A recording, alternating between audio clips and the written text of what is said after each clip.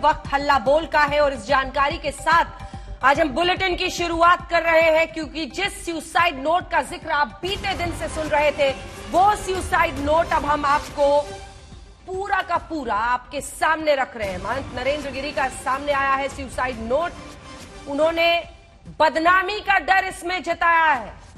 Suicide note में शिष्य आनंद गिरी पर संगीन इल्जाम लगाए हैं। अपनी बदनामी का डर जताते हुए उन्होंने कहा है कि आनंद गिरी ही मेरे मौत का जिम्मेदार है। बहुत बड़ी खबर इस वक्त की, ये जो तस्वीर आप देख रहे हैं, इसमें टूटी बूटी भाषा, कई जगहों पर गलतियां भी हैं, लेकिन इन सब के बीच एक पूरी चिट्ठी लिखी गई है। लड़की और फोटो का जिक्र, मेरी गलत फोटो को वायरल करके मुझे बदनाम करने की साजिश रखता है, जिसकी वजह से आनंद गिरी को उन्होंने पूरी तरह से अपनी मौत का जिम्मेदार बताया है। मेरा मन आनंद गिरी के कारण विचलित है। मैं नरेंद्र गिरी वैसे तो 13 सितंबर 2021 को आत्महत्या करने जा रहा था, लेकिन हिम्मत नहीं कर पाया। आज हरिद्वार से सूचना मिली कि 1-2 दिन में आनंद गिरी कंप्यूटर से किसी महिला या लड़की के साथ गलत काम करने का फोटो वायरल कर देगा। सोचा था सफाई दूं, पर बदनामी का डर था। मैं जिस सम्मान से जी रहा हूं, तो बदनामी से मैं कैसे जीऊंगा। आनंद गिरी का कहना है कि महाराज कहां तक सफाई देते फिरेंगे। इससे दुखी होकर मैं आत्महत्या कर रहा हूं। महंत नरेंद्र गिरी का वो सुसाइड नोट जो सनसनीखेज तरीके से पूरे मामले में आखिर साजिश के उन पन्नों को आपके सामने रखा जा रहा है, क्योंकि इसी के जरिए वो डर सामने आनंद गिरी तिवारी और संदीप तिवारी की है। प्रयागराज के सभी पुलिस अधिकारियों से मैं अनुरोध करता हूं कि इन पर एक्शन लिया जाए। मेरी हत्या के जिम्मेदार उपरोक्त लोगों पर कानूनी कार्रवाई की जाए, ताकि मेरी आत्मा को शांति मिले। महंत नरेंद्र गिरी और उनका जो कद था, उसके साथ लिखी ये तमाम बातें आज पूरी तरह से इस मामले पर पर्दाफाश करती हुई और ये भी साफ दिखाती हुई कि आखिर जो दावा पुलिस का है वो कैसे यहां पर सामने आता है, क्योंकि इसी के जरिए वो डर, वो भय, वो मोटिव सुसाइड के पीछे का सामने आता है। यानी वजह कि आखिर क्यों इतना बड़ा कदम महंत नरेंद्र गिरी को उठाना पड़ा। मेरी मौत की जिम्मेदारी आनंद गिरी की है, आद्या तिवारी, संदीप तिवारी की है। प्रयागराज के सभी पुलिस अधिकारियों से मैं निवेदन करता हूं, और एक एक शब्द इस पूरे उनके सुसाइड नोट में ये साबित करता हुआ, अगर ये वाकई उनका है जैसा कि पुलिस का दावा है। आइए आपको सीधे लिए चलते हैं चित्रा त्रिपाठी के पास, हमारी सहयोगी जो वहीं पर इस वक्त मौजूद है। चित्रा, एक के बाद एक हर दावा ये बताता हुआ कि आखिर जो अभी तक एक रहस्य बना हुआ था कि एक दिन पहले तक जो शख्स हंस रहा था, लोगों से बातचीत कर रहा था, उसने इतना बड़ा कदम आखिर क्यों उठा लिया। वो डर इस चिट्ठी के जरिए सामने आ रहा है। चित्रा, बिल्कुल सही कहा अंजना आपने। देखिए, इस चिट्ठी को पढ़ने के बाद 2-3 बातें पूरी तरह से स्पष्ट हो जाती हैं। पहली ये कि आनंद गिरी बार बार उनको ब्लैकमेल कर रहा था, और यहाँ पर वो चूंकि इतने बड़े महंत हैं और ऐसे में एक लड़की के साथ अगर फोटोशॉप करके, चूंकि इसमें इस बात का जिक्र है कि कंप्यूटर के जरिए एक लड़की के साथ उनकी फोटो को लेकर और आनंद गिरी उनके बारे में लगातार मनगढ़ंत बातें फैला रहा है, तो इससे वो बहुत ज्यादा आहत महसूस कर रहे थे। वो बहुत विचलित होते थे इस बात को जानकर, और जब बातें आनंद गिरी से उनकी जब भी बातें होती तो वो कहता कि आखिर कहां तक लोगों को समझाएगा। यानी कि उस शख्स ने, अगर इसको हम सच माने, तो शख्स ने मानसिक तौर पर उनको इतना ज्यादा परेशान करके रखा हुआ था, जिसके जरिए हम समझ पाए कि एक संत जिसका इतना रसूख हो, इतना नाम हो, इतने उसके अनुयायी हो, अगर उसके ऊपर इस तरह के आरोप लग जाएंगे तो यकीनन, क्योंकि इसी तरह के आरोप आप याद कीजिए 2018 में इस आनंद गिरी के ऊपर लगे थे विदेश में, वो बहुत ज्यादा विवादों में रहा था, और वही ब्लैकमेल करने के लिए अब इनके नाम का गलत इस्तेमाल कर रहा था, और इसी वजह से ये बहुत ज्यादा परेशान और विचलित थे, जैसा कि इसमें पढ़कर लग रहा है। उन्होंने साफ साफ, देखिए, वो कंप्यूटर सही से नहीं लिख पा रहे थे, इसीलिए कंप्यूटर को एक बार उन्होंने काटा भी और फिर दोबारा लिखा है। यानी कि कंप्यूटर के जरिए आनंद गिरी की ओर से एक लड़की के साथ इनकी फोटो को लेकर वायरल किया जा रहा था, और इसी की वजह से ये मानसिक रूप से काफी ज्यादा परेशान थे, जैसा कि उनकी इस चिट्ठी को पढ़कर समझ में आ पाए हैं। और देखिए, मैंने जो काउंट किया है, 7 पन्नों की बात कही जा रही थी, लेकिन 13 पन्ने इस वक्त जैसा कि फ्रंट पेज पर मैं देख पा रही हूं, अगर विस्तार से मैं उसके बारे में पढ़ना चाहूंगी, एक एक करके मैं अपने दर्शकों को जानकारी दे दूं। पहले पन्ने से लेकर आखिरी पन्ने तक की जो बातें कही गई हैं, उन्होंने लिखा है सबसे ऊपर मेरी समाधि गद्दी में गुरु जी भगवान शिव जी के बगल में, यानी कि उनके जो गुरु हैं उन्हीं के ठीक बगल में अपनी समाधि गद्दी बनाने की बात उनकी ओर से सबसे ऊपर लिखी गई है। 20/9/2021 का जिक्र है, तारीख वो डालते हैं और फिर उसके बाद वो अपनी पीड़ा, उनके मन का जो दर्द था वो लिखना शुरू करते हैं। वो लिखते हैं कि मैं दुखी होकर आत्महत्या करने का निर्णय ले रहा हूं, आत्महत्या करने जा रहा हूं। मेरी मौत का जिम्मेदार आनंद गिरी, आद्या प्रसाद तिवारी, संदीप तिवारी, आद्या प्रसाद तिवारी का नाम यहां पर दोबारा वो लिखते हैं। फिर आगे वो लिख रहे हैं, प्रयागराज के सभी पुलिस अधिकारी एवं प्रशासनिक अधिकारियों से अनुरोध करता हूं कि मेरी हत्या के जिम्मेदार उपरोक्त लोगों पर कानूनी कार्रवाई की जाए, जिससे मेरी आत्मा को शांति मिले। और नीचे उनका छोटा सा दस्तखत है महंत नरेंद्र गिरी जी का। अगले पन्ने पर हम आते हैं, उन्होंने लिखा है कि प्रिय बलवीर गिरी, मठ मंदिर की व्यवस्था प्रयास करना, जिस तरह से मैंने किया इसी तरह से करना। आशुतोष गिरी ने गद्दी की तरह महात्मा, कुछ ऐसे शब्द हैं जिसको पढ़ना थोड़ा सा मुश्किल हो रहा है, उनको सहयोग करने की बात यहाँ पर करते हुए दिखाई दे रहे हैं नरेंद्र गिरी जी। परम पूज्य महंत हरि गोविंदपुरी से निवेदन है कि गद्दी का महंत बलबीर गिरी को बनाना, यानी कि अपने बाद बलबीर गिरी को गद्दी का महंत बनाना, इस बारे में उनकी ओर से जिक्र किया गया। इसी वजह से पुलिस ने जब कल मीडिया के सामने आई थी अंजना, उसकी ओर से कहा गया था कि देखिए वो अपना एक तरीके से वसीयतनामा लिखकर जा रहे हैं। यहाँ पर वो लिख रहे हैं कि आगे वो लिखते हैं कि परम पूज्य महंत हरि गोविंदपुरी जी से निवेदन है कि गद्दी का महंत बलबीर गिरी को बनाना। महंत रविंद्रपुरी जी, सजावट गद्दी आपने हमेशा साथ दिया, मेरे मरने के बाद बलबीर का ध्यान रखिएगा। सभी को मेरा ओम नमो नारायण। महंत नरेंद्र गिरी, अगले पन्ने पर भी उनका दस्तखत होता है। फिर आगे बढ़ते हुए, मैं महंत नरेंद्र गिरी, वैसे तो मैं 13 सितंबर 2021 को ही, यानी कि इसके ठीक पहले 13 सितंबर 2021 को ही आत्महत्या करने जा रहा था, लेकिन मेरी हिम्मत नहीं हो पाई। आज जब हरिद्वार से सूचना मिली है कि 1-2 दिन के अंदर आनंद गिरी कंप्यूटर के माध्यम से मोबाइल से किसी लड़की या महिला की से का मेरी फोटो डालकर गलत काम करते हुए फोटो वायरल कर देगा, मैंने सोचा, कह रहा हूँ सफाई दूंगा, एक बार तो बदनाम हो जाऊंगा। मैं जिस पद पर हूँ वो पद गरिमामयी पद नहीं रह जाएगा। और इसी वजह से मुझे लग रहा है जो सबसे बड़ी बात है, जिस लड़की के साथ उनकी फोटो को वायरल करने की धमकी आनंद गिरी की ओर से बार बार दी जा रही थी अंजना, मुझे लग रहा है इसी बात से वो सबसे ज्यादा आहत थे। और उसका जिक्र करते हुए अपने इस सुसाइड नोट में, पुलिस जो दावा कर रही है कि उनका ये सुसाइड नोट है, उसमें नजर आ रहा है। अंजना जी, राकेश त्रिपाठी प्रवक्ता भारतीय जनता पार्टी के हमारे साथ जुड़ रहे हैं, अनुराग भदौरिया प्रवक्ता समाजवादी पार्टी के, अभय दुबे प्रवक्ता कांग्रेस पार्टी के, महामंडलेश्वर स्वामी यतेंद्रानंद गिरी जी जो कि जूना अखाड़ा के हैं, वो हमारे साथ जुड़ गए हैं। लेकिन सबसे पहले मुझे लगता है अपने दर्शकों को एक बार बता देते हैं कि ये जो अब स्वामी जी, मैं आपके पास आऊंगी जरा, लेकिन इससे पहले कि हम लोग चर्चा आगे ले चले, एक बार जरा बता देते हैं सुसाइड नोट में उन्होंने क्या लिखा है। अभी तक जो पुलिस का दावा है उसमें सुसाइड नोट में यह लिखा गया है महंत नरेंद्र गिरी की तरफ से, सत्य बोलूंगा, मेरे घर से कोई संबंध नहीं है, मैंने एक भी पैसा घर नहीं दिया, आनंद गिरी द्वारा जो भी आरोप लगाया गया उससे मेरी और मठ की बदनामी हुई, मैं बहुत आहत हूं और आत्महत्या करने जा रहा हूं। यानी पैसे का भी मामला जो उन्होंने लिखा है, इसी के साथ उन्होंने एक लड़की के साथ फोटो वायरल करने की बात भी सामने रखते हुए वजह बताया है आत्महत्या के पीछे। ये तमाम बातें अब नए सिरे से इस मामले पर प्रकाश डाल रही हैं।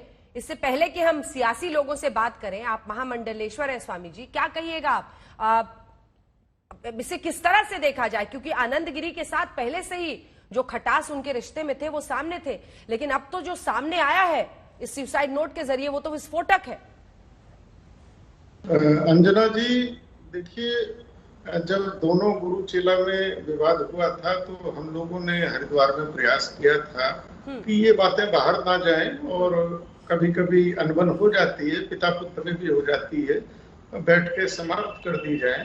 लेकिन जिस प्रकार से महाराज जी का ये सुसाइड नोट आया है तो उसमें लगता है कि आनंद गिरी ने इसका मतलब उनको हर तरह से प्रताड़ित करने की कोशिश की है, मानसिक प्रताड़ित करने की कोशिश की है। और इतना बड़ा महापुरुष, इतना स्पष्ट जीवन, तो कहीं ना कहीं अब पता नहीं कि वो फोटोशॉप से फोटो होगा या कैसा फोटो होगा। होगा वो तो भगवान जाने, लेकिन कहीं ना कहीं ये भी एक षड्यंत्र है कि बड़े बड़े महापुरुषों को किसी ना किसी प्रकार से उनको कहीं ना कहीं कमजोर करके और पूरी सत्ता ही उखाड़ फेंके। तो ये भी एक बड़ा गहरा प्रश्न है, क्योंकि नरेंद्र गिरि जी महाराज बड़े प्रखर संत थे, बड़े स्पष्ट संत थे, और हमारा इतना लंबा जीवन उनके साथ रहा है, मैंने कभी भी उनके अंदर कोई चारित्रिक कमी नहीं देखी। कभी कहीं दूर दूर तक हम कह सकते हैं कि कोई चारित्रिक कमी उनमें रही होगी, मैं मान ही नहीं सकता, क्योंकि वो बहुत आदर्शवादी हमारे लिए संत थे। तो कहीं ना कहीं ये आनंद गिरी का जिस प्रकार से जिक्र है, अगर उनका सुसाइड नोट उन्हीं के द्वारा लिखा होता है तो ये बहुत बड़ा एविडेंस है, और आनंद गिरी का ये जो रोल है ये फिर अच्छा रोल नहीं है, ये तो एक षड्यंत्रकारी का रोल। त्रिपाठी जी को दिखाइए अब जरा। निष्पक्ष जांच हो, पूरा सच सामने आए, ये पूरा विपक्ष आप लोगों से मांग कर रहा है। किस तरह से अभी तक जो जांच आगे बढ़ रही है उसके बारे में आप जानकारी देंगे, क्योंकि भदौरिया जी और दुबे साहब से मैं इसके बाद इस पर सवाल पूछूंगी। देखिए अंजना जी, इस पूरे मामले को लेकर के पूरी सरकार बहुत संवेदनशील है। मुख्यमंत्री जी स्वयं एक पीठाधीश्वर हैं, गोरक्षनाथ पीठ के एक बड़े महंत हैं, और व्यक्तिगत तौर पे उनके संबंध रहे हैं, इसलिए स्वयं वो वहां पहुंचे हैं। भारतीय जनता पार्टी के प्रदेश अध्यक्ष और उत्तर प्रदेश के उप मुख्यमंत्री केशव प्रसाद मौर्य जी भी वहां तुरंत पहुंचे थे। इससे पता चल जाता है कि उत्तर प्रदेश की पूरी सरकार इस पूरे मामले को लेकर के कितनी गंभीर और संवेदनशील है। इस पूरे मामले में जो आला अधिकारी है, ADG zone Prayagraj, IG range Prayagraj, commissioner Prayagraj और डीआईजी प्रयागराज, इन 4 अधिकारियों की पूरी कमेटी बनाई है, जिस पूरे मामले के हर छोटे से छोटे पहलू पर पूरी निगाह रखेगी। फॉरेंसिक एक्सपर्ट्स के द्वारा हर तरह के साक्ष्य जुटाए जा सकें, किसी भी प्रकार की कोई भी कमी लापरवाही न रह जाए, इस बात का पूरा प्रयास किया जा रहा है। पैनल पोस्टमार्टम हो इस पूरे मामले में, हर पहलू की जांच करने के लिए सरकार ने अपनी प्रतिबद्धता दोहराई है। मैं आश्वस्त करूंगा सभी श्रद्धालुओं से, सभी जुड़े हुए भक्तों से, क्योंकि हम सब स्वयं जुड़े हुए हैं। मैं खुद उनसे एक दिन पहले ही मेरी मुलाकात हुई थी और लगभग 1 घंटे तक मैंने उनके साथ संवाद किया था। ये विश्वास नहीं हो पा रहा है कि अब महाराज जी हमारे बीच में नहीं है। ये घटना सबको हिला गई है, सब भावुक है, और भावुकता में कई बार बहुत सारी बातें ऐसी हो रही हैं जो नहीं होनी चाहिए। मैं उन सब से अपील करूंगा कि थोड़ा सा धैर्य बनाए रखें, वही विश्वास रखें कि उत्तर प्रदेश की सरकार इस पूरे मामले में किसी भी प्रकार की कोई हीला हवाली नहीं होने देगी। जो भी तथ्य है, जो भी सत्य है, वो सबके सामने निकल करके आएगा, और जो लोग भी इसके पीछे दोषी हैं उनको पूरी कठोरता से कानून के द्वारा दंडित करने का काम किया जाएगा, क्योंकि एक बड़ी अपूरणीय क्षति हुई है, न केवल हिंदू समाज की बल्कि पूरे भारत के समाज की एक अपूरणीय क्षति हुई है। क्योंकि मैं जिस तरह से बता रहा हूं कि मैंने जब संवाद उनसे अंतिम बार किया है, 1 दिन पहले ही मैं आपके चैनल के कार्यक्रम में ही वहां गया था, और मेरा उनसे जब संवाद हुआ, उनकी मन में कितनी गहरी पीड़ा थी। उन्होंने इस बात को कहा कि पिछड़े और दलित वंचित समाज के लोगों को इस संन्यास परंपरा में लाने के लिए मैंने बड़ा प्रयास किया है। अखाड़ा परिषद के अध्यक्ष बनने के बाद उन्होंने इस बात के लिए दरवाजे खोले कि जो दलित बिरादरी है, वंचित बिरादरी है, पिछड़ी बिरादरी है, उसके लोग भी संन्यास परंपरा में आगे आवे, वो भी दीक्षित हो। मैं मानता हूं कई बड़े उन्होंने प्रयोग किए हैं, कई बड़े उन्होंने प्रयास किए हैं, जो इस पूरी संन्यास परंपरा को आगे लेकर के जाती है, इस अखाड़ा की व्यवस्था को आगे लेकर के जाती है। उनका निधन, उनका देहावसान, ये एक बड़ी क्षति है पूरे उत्तर प्रदेश के लिए, आध्यात्मिक जगत के लिए, क्योंकि जिस प्रकार से वो तमाम राजनीतिक और सामाजिक मसलों पर मुखरता के साथ अपनी बात रखते थे, कभी भी उन्होंने संकोच नहीं किया है। सरकार किसी पार्टी की रही हो, उत्तर प्रदेश में वो हमेशा एक मार्गदर्शक के रूप में रहे हैं, और तमाम राजनीतिक दल के नेता, चाहे सरकारें रही हो, वरिष्ठ अधिकारी रहे हो, प्रयागराज का कुंभ किसी कोई भूल सकता है उनके योगदान को, कि उन्होंने किस प्रकार से अपना योगदान दिया है। तो आज बहुत सारी बातें उनकी याद आ रही हैं आज उनके न रहने पर, और जिस तरह का ये नोट में देख पा रहा हूं, ये हिला देने वाला है, बहुत पीड़ा में डालने वाला है कि उनके उन्होंने एक बार स्वामी जी का कमेंट आपकी बातों पर ले लेते हैं। सरकार जिस तरह से जांच को आगे ले जा रही है, स्वामी जी आप उससे आश्वस्त है? देखिए, जहां तक योगी जी की सरकार का सवाल है, योगी जी की कानून व्यवस्था बहुत दृढ़ है और सक्षम है, और हमको पूरा विश्वास है कि योगी जी की सरकार इस कांड की जड़ तक पहुंचेगी और उसको जड़ को उखाड़ कर सबके सामने प्रकट करेगी, इसमें कोई संशय नहीं है। हमें योगी जी, अभी तक तो पूरा विश्वास है कि जांच ठीक दिशा में जा रही है। अनुराग जी, ठीक दिशा में जा रही है जांच? देखिए, मेरा मानना है कि सिर्फ ये बात प्रयागराज और संत महंत नरेंद्र गिरि जी की नहीं है, क्योंकि वो हम सब के लिए, संत समाज के लिए, मुझे लगता है कि उनका योगदान बहुत बड़ा रहा है, और पूरा हिंदुस्तान उनका सम्मान करता था, और हम लोग उनका बहुत सम्मान करते थे। कई बार हम लोग जब गए हैं वहाँ प्रयागराज जब भी जाने का मौका मिला है सभी लोग उनके यहाँ जाते थे, और कुंभ में भी हम जब राष्ट्रीय अध्यक्ष जी गए थे तो उनके साथ साथ थे वो। तो हम चाहते हैं इतनी बड़ी जो क्षति हमारी हुई है उसका सच सामने आना चाहिए। तो सच सामने आने के लिए हम बार बार मांग कर रहे हैं कि उच्च स्तरीय इसकी जांच हो, इसकी सिटिंग जज से जांच करवा जाए हाईकोर्ट के, जिससे पता चले दूध का दूध पानी का पानी हो जाए। इसमें बुरा क्या है? बीजेपी को भी मान लेना चाहिए, सरकार को भी मान लेना चाहिए। जितनी बड़ी इंक्वायरी, जितनी उच्च स्तरीय इंक्वायरी होगी उससे ज्यादा पता चलेगा, लोगों के मन में कम से कम किसी प्रकार का कोई शंका नहीं रहेगी, लोगों को सच पता चलना चाहिए, क्योंकि बहुत बहुत बड़ी क्षति है। कोई छोटी मोटी बात तो है नहीं कि इसके इधर से उधर से बात करके बात खत्म हो जाए। इसकी प्रॉपर इंक्वायरी होनी चाहिए, और हम बार बार ये कह रहे हैं, और संत समाज भी कई बार मांग रहा है कि अभी आपको लग रहा है प्रॉपर इंक्वायरी नहीं हो रही है? मुझे लग रहा है कि उच्च स्तरीय इंक्वायरी होनी चाहिए, सिटिंग जज के माध्यम से होनी चाहिए। पोस्टमार्टम रिपोर्ट आ जाने दीजिए, जब पोस्टमार्टम रिपोर्ट आ जाती है और सिटिंग जज इसकी इंक्वायरी करेगा तो दूध का दूध पानी का पानी हो जाएगा। और हमें लगता है सरकार को भी यही करना चाहिए, क्योंकि ये सरकार की भी जिम्मेदारी बनती है कि इस तरह की जो घटनाएं हुई है, इस तरह की जो इतनी बड़ी घटना हो गई, आखिर क्यों हो गई, कैसे हो गई, किस हम क्या उनको सुरक्षा महसूस नहीं कर पाए समाज के अंदर में, या सरकार में ऐसी कौन सी कमी रहेगी कि वो इस बात को महसूस नहीं कर पाए कि हमारे साथ हम सुरक्षित हैं, या उनके अंदर में आत्महत्या के जो भाव जगे, क्यों जगे, कैसे जगे, कौन लोग उसमें शामिल थे, किसने उनको प्रेरित किया। उसमें बार बार कुछ लोगों के नाम भी आ रहे हैं, आखिर वो कौन लोग हैं, आखिर उनकी भूमिका क्या है, उन लोगों की पहुंच क्या है, क्या ऐसे तो लोग नहीं है जिनकी पहुंच बड़ी हो, जिसकी वजह से सामने आई है, और पुलिस का यही दावा है कि उन्हीं की लिखी हुई चिट्ठी है। अभय दुबे जी हाथ खड़ा कर रहे हैं, आपको भी यही आशंका है क्या? क्या सवाल आप खड़े कर रहे हैं? अंजना जी देखिए, संत महंत जी का महत्व क्या था उसकी छोटा सा मैं प्रकाश डाल देता हूं। आदि शंकराचार्य जी ने देश में सनातन धर्म के लिए 4 पीठों की स्थापना की, और धर्म की रक्षार्थ 13 मठों को स्थापित किया जिन्हें अखाड़ा संबोधित किया गया, और 3 मतों के 13 अखाड़ों की सर्वोच्च संस्था के शिखर पुरुष नरेंद्र गिरी जी महाराज का अवसान समूचे देश के आध्यात्मिक जगत की अपूर्णीय क्षति है। और जिस उत्तर प्रदेश की पावन भूमि देवभूमि में जहां भगवान प्रभु श्री राम का जन्म हुआ हो, जिस काशी नगरी को भगवान आदि शंकर भगवान ने स्वयं बसाया हो, उसमें ऐसी अधर्मी और पापी सत्ता होगी? यह पहला अवसर है। जुलाई 2019 में इसी बागंबरी पीठ के निरंजनी अखाड़े के आशीष गिरी जी महाराज का शत विक्षत अवस्था में लहूलुहान शव यही मिला। तब लगातार संत महंत कहते रहे कि सीबीआई से जांच कराइए, इस सरकार ने जांच नहीं कराई, उसे आत्महत्या निरूपित कर दिया। अभी जुलाई 2021 में नरेंद्र गिरी महाराज का सुल्तानपुर लखनऊ हाईवे पर भीषण एक्सीडेंट हुआ, बाल उनकी वो बचे हैं। मैं दीपक गिरी जी महाराज जो निरंजनी अखाड़े के हैं, बार बार पुलिस से शिकायत करते रहे कि मेरी हत्या की फोन पर लगातार धमकी दी जा रही है। तो ये एक के बाद एक घटनाक्रम सामने आता है जो द्रवित और दुखी करता है। मैं पूछना चाहता हूं, आपने चिट्ठी का जिक्र किया, मैं भी उस पर विश्वास करना चाहता हूं, मगर रामजी त्रिपाठी गंगा आंदोलन के वो कहते हैं कि अभी नरेंद्र गिरी जी महाराज मेरे साथ आंदोलन में थे, मैंने एक पत्र उनको पढ़ने को दिया तो उन्होंने कहा कि मैं पढ़ना लिखना नहीं जानता, अपने शिष्यों को बुलाकर पत्र पढ़ते थे। उनके अनन्य अनुयायी आशीष शुक्ला कहते हैं कि महाराज लिखना नहीं जानते थे, और गंगा आंदोलन के जितेंद्र सरस्वती जी महाराज कहते हैं कि महाराज लिखना नहीं जानते थे। तो मैं चाहता हूं कि उत्तर प्रदेश की सरकार कम से कम हैंडराइटिंग एक्सपर्ट से जांच कराए, और साथ ही साथ क्या स्ट्रेंगुलेशन के निशान उनके गले पर पाए गए, क्या एंटीमॉर्टम हैंगिंग थी कि पोस्टमॉर्टम हैंगिंग थी, ये क्या उस स्ट्रगल के कोई साइन थे, ये सब विस्तार से जांच करनी चाहिए। फिर 306 का मुकदमा दर्ज करना चाहिए, अन्यथा सरकारें अभ्यस्त है कि जब 306 में मुकदमा दर्ज करती है तो जांच उसी दिशा में आगे बढ़ाती है। मैं संशय नहीं व्यक्त करना चाहता, मैं शंका नहीं व्यक्त करना चाहता, हमारे सनातन समाज की अपूर्णीय क्षति है, तो हम चाहते हैं कि न्याय मिले, और अवसर था न्याय का।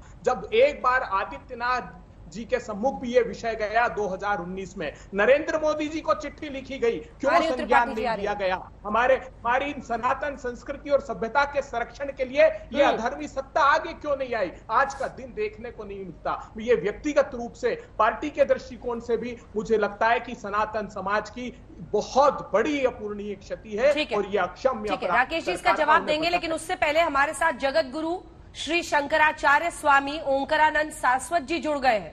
स्वामी जी, जांच की दिशा आप देख रहे हैं, ये सुसाइड नोट सामने आया है, शब्द बार शब्द अगर आपने नहीं सुना हम आपको बता दें, आनंद गिरी पर उन्होंने पूरा शक और एक तरह से ये कहा है कि आशंका जाहिर किया है कि वो उनकी कोई फोटो वायरल करना चाहता था, जिसकी वजह से उन्होंने कहा कि मैं सम्मानजनक जीवन जिया हूं, उसी का आदी हूं, ऐसा मैं सुसाइड कर रहा हूं।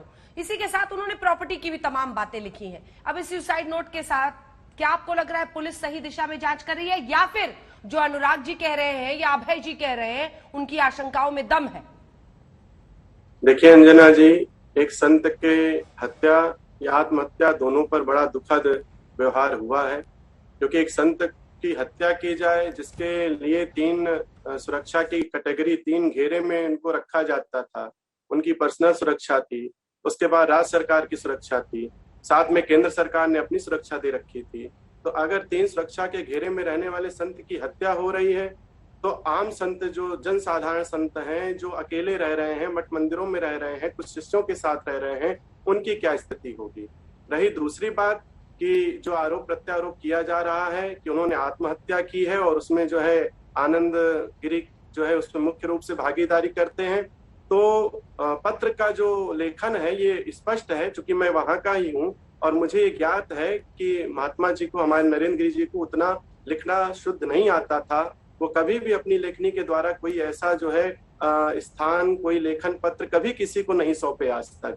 तो एकाएक वो 7 पत्र 7 जो है पृष्ठ का पत्र जो है लिखेंगे सिर्फ इसलिए क्योंकि वो आत्महत्या करने जा रहे हैं, ये थोड़ा जो है संदेहास्पद है। साथ ही इसमें संकोच मैं बिल्कुल नहीं कर रहा हूं कि जो प्रक्रिया वहां के प्रशासन के अंतर्गत शुरुआत में होनी चाहिए थी, जैसे कमरे को तोड़ा गया, उसके बाद वहां जो उनकी सुरक्षा व्यवस्था में लोग लगे थे, क्या उनको इतना ज्ञात नहीं था कि फांसी पर लटकने वाले व्यक्ति को हम नहीं उतार सकते हैं फांसी से? हम जब तक जो है प्रशासनिक व्यवस्था न करें, जब तक हम पुलिस को न सूचना दें, जब तक वहां और जो है फोटोग्राफर या वीडियोग्राफर ना आ जाए, तब तक हम किसी के भी जो है शरीर को फांसी के उससे हटा नहीं सकते हैं। क्या वहां पर अभी तक उन लोगों के ऊपर कोई कार्रवाई की गई? एक भी व्यक्ति को अभी तक उसमें दोषी नहीं पाया गया जिन्होंने दरवाजा तोड़ करके उनके शरीर को नीचे उतारा। क्यों उतारा गया शरीर को? आम आदमी जब फांसी लगाता है तो भी उसके शरीर को नीचे नहीं उतारा जाता। ये तो एक संत थे जिनकी सुरक्षा व्यवस्था थी, जिनको सुरक्षा के घेरे में रखा गया। इसलिए प्रश्न चिन्हात्मक इस चीज पर भी है कि इस व्यवस्था को कौन देखेगा और किस तरह से इसको सही किया जाएगा। मुझे लगता है कि पोस्टमार्टम को भी जो किया जाए वो इस रूप से किया जाए।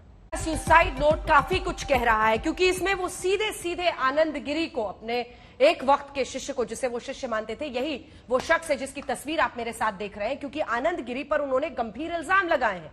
इल्जाम नंबर 1 ये कि मतभेद पहले एक बार माफी मांगने की कोशिश की थी आनंद गिरी ने, लेकिन वो सुधरा नहीं था। वो कह रहे हैं कि मेरी एक महिला के साथ फोटो वायरल करके मुझे बदनाम करने की वो साजिश रच रहा था, मुझे बार बार धमकी दे रहा था, और ऐसा होने से पहले उन्होंने एक सम्मानजनक अंत अपने जीवन के लिए चुना, क्योंकि उन्होंने एक सम्मानजनक जीवन जिया था। इसी के साथ पैसों की भी बात वो कह रहे हैं, और ये कह रहे हैं कि पुलिस सख्त से सख्त इन्हें सजा दे ताकि उनकी आत्मा को शांति मिले। ये है पूरे उस सुसाइड नोट का खाका जो हम आपको दिखा रहे हैं। एक महिला के साथ फोटो वायरल होने का ही डर सामने आया, जिस पर उन्होंने कहा कि मैं उस पर कहां तक सफाई देते फिरता। अपने कंप्यूटर पर उसने ऐसी फोटो बनाई थी और आनंद गिरी ही मुझे बदनाम करना चाहता था, इसीलिए मैंने सुसाइड का कदम उठाया है। जल्दी से एक बार राकेश त्रिपाठी को दिखाइए। राकेश त्रिपाठी जी, आपने तीनों के प्रश्न सुने और खास तौर पर अनुराग भदौरिया और अभय दुबे जी भी गंभीर सवाल खड़े कर रहे हैं पुलिस की जांच के तरीके पर। जवाब दीजिए। देखिए, शंकराचार्य ओंकारानंद जी ने, पूज्य स्वामी जी ने जो सवाल खड़े किए हैं, या और अन्य पूज्य साधु संत जो भी उनके मन में संदेह है, मैं उसका बहुत आदर करता हूं, क्योंकि सब इस समय इससे अचानक हुए घटनाक्रम से पीड़ित हैं, दुखी हैं, और निश्चित तौर पर ऐसे मन में तमाम सारे सवाल उठना लाजमी है। लेकिन जिस प्रकार की भाषा का प्रयोग अभय दुबे जी कर रहे थे, ये राजनीतिक विषय नहीं है। हम रोज राजनीतिक विषयों पर तू मैं करते हैं, पक्ष विपक्ष रखते हैं, एक दूसरे की आलोचना करते हैं, लेकिन अधर्मी सत्ता जैसे शब्द बार बार प्रयोग करके अभय दुबे जी जिस तरह से बार बार सरकार को घेरने के लिए ये इस मुद्दे का इस्तेमाल कर रहे हैं, मैं मानता हूँ ये सरकार को घेरने के लिए कोई मुद्दा नहीं है। एक बड़ा नुकसान हुआ है पूरे समाज का। ये भारतीय जनता पार्टी का नुकसान नहीं है, ये उत्तर प्रदेश की सत्ता सरकार का नुकसान नहीं है। ये पूरे समाज का नुकसान है, और पूरे समाज के हुए इस नुकसान पर इस प्रकार से राजनीतिक रोटी सेक करके अगर आप कोई नफा नुकसान की बात करेंगे, मैं मानता हूं यह बहुत दुर्भाग्यपूर्ण होगा, बहुत दुखद होगा। आज उनके गोलोक गमन से हम सब पीड़ित हैं, आहत हैं, और ऐसे समय में इस प्रकार की राजनीतिक तुतु में मैं नहीं जाना चाहता हूं। मैं इतनी बात के लिए आश्वस्त फिर करूंगा आपके दर्शकों को भी। लेकिन होता क्या है ना राकेश जी, एक सेकंड, दोनों बोलना चाह रहे हैं। देखिए, अभय दुबे जी के सवाल हो या अनुराग जी के सवाल हो, देखिए मामला क्या है ना कि जो शुरुआती वक्त होता है इन्वेस्टिगेशन का वो बहुत अहम होता है। वही बाद में आप इधर उधर की बातें होती रहती है, लिपापोती होकर पूरा मामला रह जाता है। शुरुआती इन्वेस्टिगेशन पर अगर कुछ ऐसी बातें कही जा रही हैं तो उसको फैक्टर इन करने में कोई ऐसा नहीं है कि आपका अपमान हो जाएगा। मैं आपके पास आप दोनों, अभय जी आपके पास भी मैं आऊंगी, अनुराग जी आ रही हूँ। आनंद श्री विभूषित जगत गुरु श्री पंचानंद गिरी महाराज कामाख्या पीठाधीश्वर हमारे साथ जुड़ गए हैं। स्वामी जी, जिस तरह से जांच की दिशा आगे बढ़ रही है, क्या आप उससे आश्वस्त हैं? हम लोगों ने सुसाइड नोट भी जो पुलिस की तरफ से जारी किया है, उसकी भी जो बड़ी बातें थी वो बता दी हैं, बोले। देखिए, ऐसा है कि इसकी सीबीआई जांच होनी चाहिए। सबसे पहले बात यह है कि दरवाजा क्यों तोड़ा बगैर पुलिस बुलाए, क्योंकि अब ये क्या पता है कि दरवाजा अंदर से बंद था या खुला था। पुलिस आने से पहले ही उन्होंने बॉडी को नीचे उतार दिया। ये सुसाइड नहीं है, क्योंकि नरेंद्र गिरी महाराज के साथ हम लोगों ने बहुत समय गुजारा है। कुंभ में भी जब उनको कोविड हुआ, इलाहाबाद में, अभी अयोध्या में पूजा में हम सभी इकट्ठे थे। वो एक ऐसे बोल्ड संत थे जो लोगों को समझाते थे, 13 अखाड़ों की अध्यक्षता करते थे।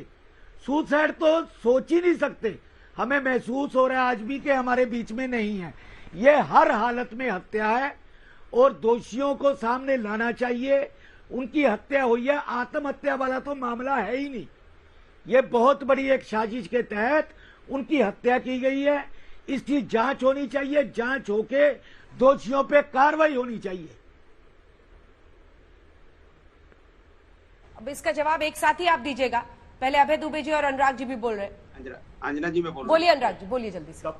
देखिए, हमने आपसे बोला कि भाई इसकी उच्च स्तरीय जांच होनी चाहिए, सिटिंग जज से होनी चाहिए। ये मैं नहीं कह रहा हूँ, संत समाज भी कह रहा है। देखिए, शंकराचार्य सरस्वती जी महाराज भी यही बात कर रहे हैं, यही बात पंचानंद गिरी जी कर रहे हैं, कामाख्या पीठाधीश। तो हम क्या गलत कह रहे हैं? जब संत समाज ये चाह रहा है कि ये उनकी इसकी उच्च स्तरीय इंक्वायरी हो, तो हम कह रहे हैं तो इसमें राजनीति कहां से आ गई? मैं संत समाज कह रहा है तो नहीं बोलते भारतीय जनता पार्टी वाले राजनीति कर रहे हैं। हम समाज के लिए न्याय की मांग करते हैं, उच्च स्तरीय इंक्वायरी हो जाए। संत समाज ये चाह रहा है तो इसमें राजनीति कहाँ है? तो सरकार क्यों नहीं इसको कराना चाहती? सरकार पहले ही इसमें हल्ला क्यों मचाने लगती है? नहीं, ये गलत कर रहे हैं, विपक्ष गलत मांग कर रहा है, विपक्ष हल्ला क्यों मचा रहा है? विपक्ष हल्ला नहीं मचा रहा है। विपक्ष बहुत ही आदरपूर्ण इस बात को कह रहा है कि इसमें संदेह है, कहीं ना कहीं संत समाज भी संदेह कर रहा है। जिस तरह से बार बार सवाल उठा रहे हैं, देखिए संत समाज बार बार कह रहा है, उनके लिखने पढ़ने पे भी सवाल कह रहा है कि नहीं चिट्ठी लिखते नहीं थे या जो भी है। तो हम तो यही कह रहे हैं ना कि दूध का दूध पानी का पानी होना चाहिए। इसकी उच्च स्तरीय इंक्वायरी होनी चाहिए, सिटिंग जज से करवाइए तो जनता के सामने सच तो आ जाए। लेकिन जैसे हम ये बात कहते हैं, बीजेपी के प्रवक्ता, बीजेपी के नेता चिल्लाने क्यों लगते हैं, परेशान क्यों होने लगते हैं? हमने कोई गलत बात तो कही नहीं, बल्कि आपको भी यही बात कहनी चाहिए थी। नहीं, जो समाजवादी लोग कह रहे हैं, जो संत समाज कह रहा है, बिल्कुल सही कह रहे हैं। तो आपको समाजवादी की बात और संत समाज की बात तो कम से कम मानेंगे कि नहीं मानेंगे? इसमें गलत कहां, ये मुझे बता दीजिए। अगर इस तरह की बात अगर उठाना गलत हो गया, संत समाज के साथ आवाज से आवाज मिलाना गलत है, तो इसके मतलब आप क्या चाहते हो? हम संत समाज के साथ खड़े नहीं हो, हम संत समाज के साथ खड़े हैं। संत समाज अगर कह रहा है कि उच्च स्तरीय इंक्वायरी होनी चाहिए तो होनी चाहिए, हम भी चाहते हैं होनी चाहिए। तो आप ये कहते हैं राकेश जी एक साथ जवाब देंगे सभी की बातों का। अभय जी पहले बोल ले। अभय जी देखिए जना जी, बहुत सैद्धांतिक बातें मैंने की है। आप जानती हैं, जब भी आत्महत्या होती है या कोई लोग नियोजित रूप से हत्या फांसी के फंदे पर लटकाकर करते हैं, तो साइंस ये कहता है कि जब फंदे पर कोई लटकाते हैं मिलकर, तो वो नॉट पीछे की तरफ से लगी हुई होती है।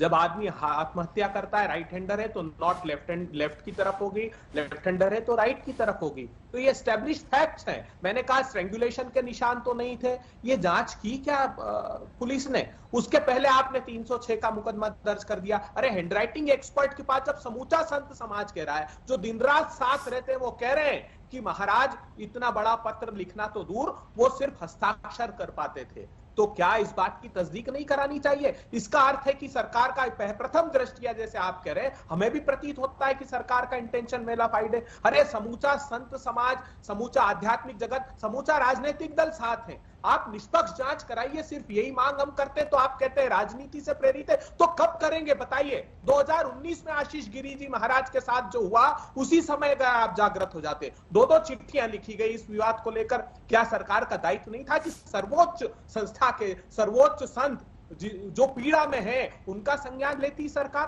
तो ये समय रहते अगर आप करते तो आज ये दिन देखना नहीं पड़ता। समूचा संत समाज आहत है, समूचा आध्यात्मिक जगत आहत है और समूचा देश इस बात से आहत है। और रामविलास वेदांती की तो सुनिए, भारतीय जनता पार्टी के पूर्व सांसद हैं, वो कह रहे हैं कि मैं विश्वास ही नहीं कर सकता कि नरेंद्र गिरी जी महाराज जैसा संत आत्महत्या। जवाब ले लेते हैं, कहते हैं मैं किसी जवाब ले लेते हैं। सरकार वही है, करना ही नहीं है। राकेश त्रिपाठी जी, सबकी बातों का जवाब दीजिए। उससे पहले स्वामी गिरी जी बोले, आप बोल ले पहले। अंजना जी, मैं चाहूंगा कि इसमें भाजपा हो, सपा हो, कांग्रेस हो, अन्य पार्टी हो, राजनीति बिल्कुल ना करें। देश का एक बहुत बड़ा संत आज हमारे बीच में नहीं है, तो हम राजनीति से हटकर उस संत की हत्या हो या आत्महत्या हो, जो भी हो, उसके कारणों पर जाएं और जांच हम भी मांग करते हैं। पहले भी लक्ष्मणानंद जी की हत्या हुई, पालघर में हत्याएं हुई, हम लोग मांग करते रहे कि सीबीआई से जांच करा दो, नहीं मानी गई। आज हम उत्तर प्रदेश सरकार से भी ये मांग कर रहे हैं कि सभी की मांग है तो एक बड़ी एजेंसी को, किसी न्यायिक एजेंसी को ये जांच दी जाए और दूध का दूध, पानी का पानी हो। और मैं समझता हूँ कि जांच में समय तो लगता है, थोड़ा हमें विवेक तो रखना पड़ेगा। एकदम रातों रात कुछ नहीं हो जाता, क्षणों में कुछ नहीं हो जाता, जांच करने में समय लगेगा। पत्र आया है तो उसकी फोरेंसिक जांच भी होगी, अभी पोस्टमार्टम भी नहीं हुआ है, लेकिन बहुत सारी चीज, दरवाजा खुला कि टुकड़ा, उसको उतारा, लटके थे, कोई फोटो आज तक नहीं खींचा। हर आदमी के हाथ में आज मोबाइल होता है, इतनी बड़ी घटना हो रही है, वहाँ पुलिस के भी लोग हैं, वो कानून व्यवस्था को जानते, कम से कम कोई वीडियो बनाते, फोटो खींचते, कुछ तो करते। कोई भी ये सारी चीज कहीं ना कहीं एक बड़े संदेह को पैदा करती है। बड़ी एजेंसी से जांच हो, ये हम भी चाहते, लेकिन समय जरूर लगेगा, ये बात हम स्वीकार करें। ठीक है, ठीक है राकेश जी, चलिए वक्त अंत पे हम पहुंच रहे हैं, जल्दी से आप सभी की बातों का जवाब। देखिए, मैं सभी पूज्य संतों की जो जितने भी उनके मन के अंदर संदेह है, मैं उन सबका बहुत आदर कर रहा हूं और मैं इस बात के लिए फिर आश्वस्त कर रहा हूं। और जो सवाल अंजना जी आपने उठाया था कि शुरुआती घंटों की जांच बहुत महत्वपूर्ण होती है, मैं आपको जानकारी दूंगा कि जैसे ही इस घटना की जानकारी मिली है, तुरंत ही IG range KP Singh ji वहां पहुंच गए थे, एडीजी जोन वहां पहुंच गए थे। कोई छोटे अधिकारी नहीं है, जितने भी बड़े से बड़े अधिकारी हो सकते थे वो तुरंत पहुंचे हैं और सूबे के मुख्यमंत्री योगी आदित्यनाथ जी स्वयं वहां पहुंचे हैं। मैं इस बात को फिर दोहरा रहा हूं कि सरकार इस पूरे मसले को लेकर के किसी भी प्रकार की कोई लापरवाही नहीं होने देगी। इस पूरे मामले में पैनल पोस्टमार्टम होगा, जो जिस तरह की जांच एजेंसी की आवश्यकता होगी, हम किसी भी मामले में पीछे नहीं हटेंगे। अगर इस पूज्य संतों की इच्छा सीबीआई जांच की होगी तो हम इससे भी पीछे हटने वाले नहीं है, लेकिन मेरी आपत्ति बिल्कुल। और राकेश जी, अब पूरा मामला लंबा चल सकता है, लेकिन आपने अपनी तरफ से कह दिया है।